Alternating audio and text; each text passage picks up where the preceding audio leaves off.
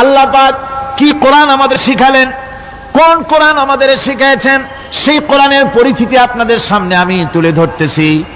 আমি নিজে না, এবার কোরআন তার পরিচয় নিজেই দেবে।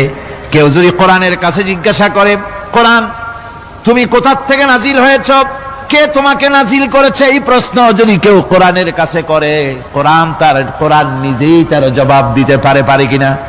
কোরআন নিজেই বলে, তানজিলাম মিম্মান খালাকাল আরদা ওয়াস সামাওয়াতিল উলা।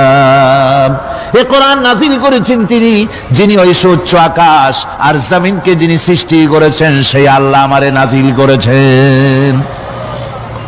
কোরআনের কাছে কেউ যদি প্রশ্ন করে, ও কোরআন, এই পৃথিবীতে নাজিল হওয়ার আগে তুমি কোথায় ছিলে, কেউ যদি প্রশ্ন করে, কোরআনে কারীম নিজে নিজের পরিচয় শোনায়, আমি কোথায় ছিলাম শোনো। বাল হুয়া কুরআনুম মাজিদুন ফি লাউহিম মাহফুজ।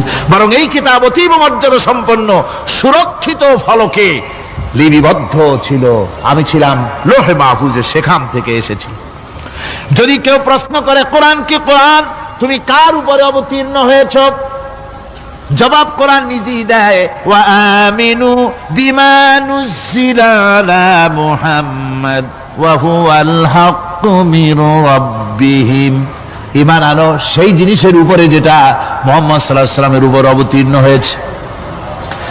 আবার অন্য আয়াতেও জবাব পাওয়া যায়, তাবারাকাল্লাযী নাযালাল ফুরকানা আলা আবদিহি লিয়াকুনা লিল আলামিনা নাযীরা। অতীব বরকতপূর্ণ মহান সত্তা সেই আল্লাহ রাব্বুল আলামিন, যিনি তার বান্দার পরে ফুরকান অবতীর্ণ করেছেন। সুবহানাল্লাহি ওয়া বিহামদিহি।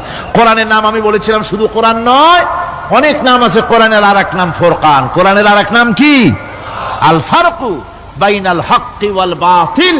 কোরআন হচ্ছে সেই মহাসত্য যা মিথ্যা এবং সত্যের মধ্যে পার্থক্য সূচিত করে, মঙ্গল এবং অমঙ্গলের মধ্যে পার্থক্য সৃষ্টি করে, যা সত্য এবং মিথ্যার মধ্যে তাফরিকা সৃষ্টি করে, সত্যকে মানুষকে বুঝিয়ে দেয়। তার নাম হচ্ছে ফুরকান। এবার যদি প্রশ্ন করা হয়, ও কোরআন, বুঝলাম তুমি লোহে মাহফুজে ছিলে, বুঝলাম তুমি নবীজির উপরে নাজিল হয়েছো, এবার বলো তুমি কোন মাসে নাজিল হয়েছো, তুমি তো আসছিলা প্রথম কোন মাসে নাজিল হয়েছো। এ প্রশ্ন যদি কেউ করে, কোরআন তার জবাবে বলবে, শাহরু রমাদানাল্লাযী উনজিলা ফীহিল কুরআন। রমজানের পবিত্র মাসে আমি অবতীর্ণ হয়েছি। সুবহানাল্লাহ। যদি প্রশ্ন করা হয়, রমজানে তো আসছো, কিন্তু প্রথম নাজিল হয়েছিল কোন সময়, ওটা কি দিন ছিল না রাত ছিল? কোরআন তার জবাবে বলে, ইন্না আনজালনাহু ফি লাইলাতিল কদর। কদরের পবিত্র রাতে আমি এই পৃথিবীতে আমার আগমন ঘটেছিল। যদি প্রশ্ন করা হয়, বুঝলাম সবই, কেন নাজিল হয়েছে তুমি, এই পৃথিবীতে তোমার আসার উদ্দেশ্য কি, মূল কাজটা কি, এই প্রশ্ন যদি করা হয়, কোরআনে কারীম তার জবাবে বলে, শোনো কেন এসেছি। লিতুখরিজান নাসা মিনাজ যুলুমাতি ইলান নূর।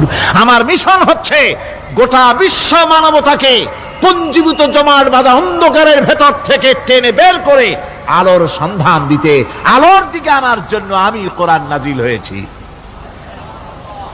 গোটা পৃথিবীর মানুষ আছে অন্ধকারের ভিতরে। কিসের মধ্যে? অন্ধকার কি? অন্ধকার হচ্ছে পুঁজিবাদ, অন্ধকার সমাজতন্ত্র, অন্ধকার ধর্ম নিরপেক্ষতাবাদ, অন্ধকার জাতীয়তাবাদ।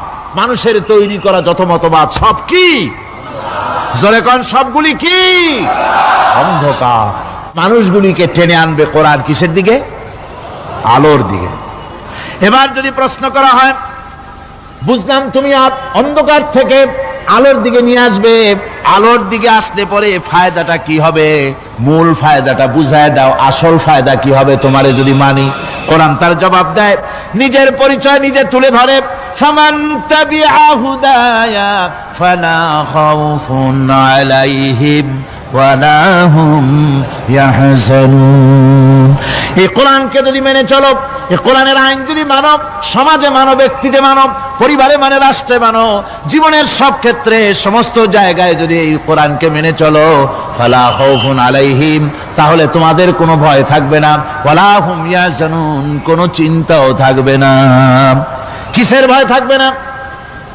কোরআনের আইন মেনে যদি চলো সমাজে ও রাষ্ট্রে, চুরির ভয়, ডাকাতির ভয়, জিনার ভয়, হত্যার ভয়, সন্ত্রাসের ভয়, কোনো ভয় থাকবে না। ওয়ালা হুম ইয়াহজানুন, চিন্তাও থাকবে না। খাওয়া পড়া, শিক্ষা, চিকিৎসা, বাসস্থান, এগুলির কোনো চিন্তা থাকবে না। কোরআনের সমাজে সব কিছুর গ্যারান্টি দেওয়া হবে, সবগুলি পেয়ে যাবে। এখন যদি আবার প্রশ্ন করা হয়, কোরআন বুঝলাম তোমারে মানলে পরে সব ফায়দা হবে, তাহলে এবার জবাব দাও, তোমার ভিতরে কি রাজনীতি আছে নাকি?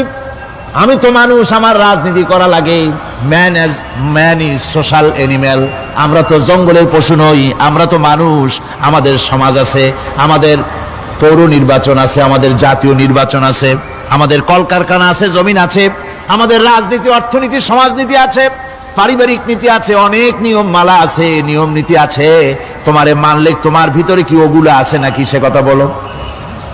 কোরআন তার জবাবে বলে, وَنَزَّلْنَا عَلَيْكَ الْكِتَابَ تِبْيَانًا لِكُلِّ شَيْءٍ وَهُدًى وَرَحْمَةً وَبُشْرَى لِلْمُسْلِمِينَ।